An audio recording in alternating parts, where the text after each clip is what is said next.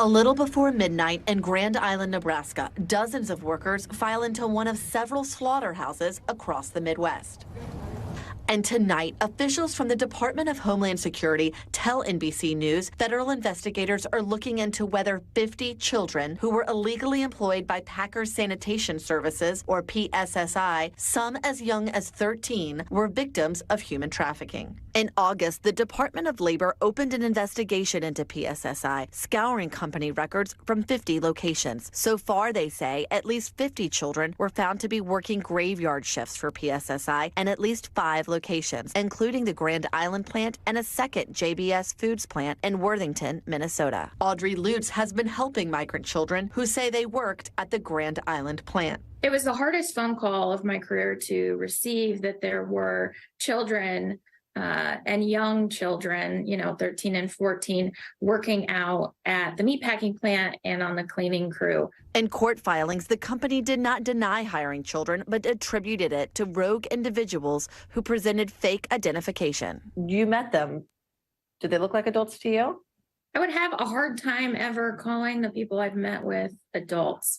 They certainly look, especially the youngest middle schoolers, no way to pass as an adult. PSSI's 17,000 employees clean the largest meat processing plants in America for household brands at 700 sites across the country. Former employees we spoke to said it's a dangerous working environment. But be prepared to undergo extreme temperature changes from hot to cold, withstand wetness and humidity, and work around chemicals. Lutz says she thinks the children may have been part of a trafficking scheme that led them to work at a slaughterhouse in her town of just over 50,000 people. There's too many coincidences with these children to think that this wasn't some kind of plot entertained by a trafficker, a coyote, a smuggler, or potentially even somebody who worked for PSSI. A spokeswoman for PSSI says investigators from Homeland Security Investigations have not contacted the company and said in a statement, "We have always taken rigorous steps to comply with the law, including use of the government's E-Verify system for new hires, extensive training for all hiring managers, multiple audits, and use of biometrics." So far, no penalties or fines have been imposed, but Lutz is calling for accountability.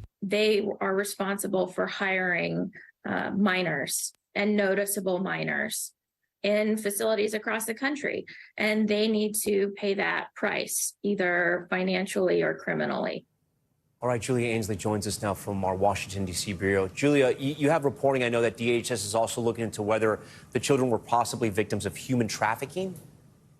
That's right. And DHS investigators have said that they've so far found no indications that the company, PSSI, actually would have been part of a trafficking scheme so far. But they are looking at who may have profited off of this, who might have supplied them with fraudulent documents or have given them housing as part of what could be a human trafficking scheme. So some of the kids you mentioned were as young as 13. How did authorities figure out that there were children possibly working at these plants?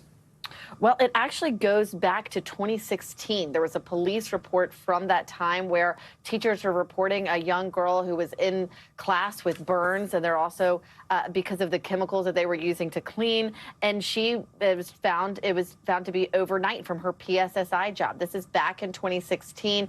At the time, local police investigated her parents, but PSSI was never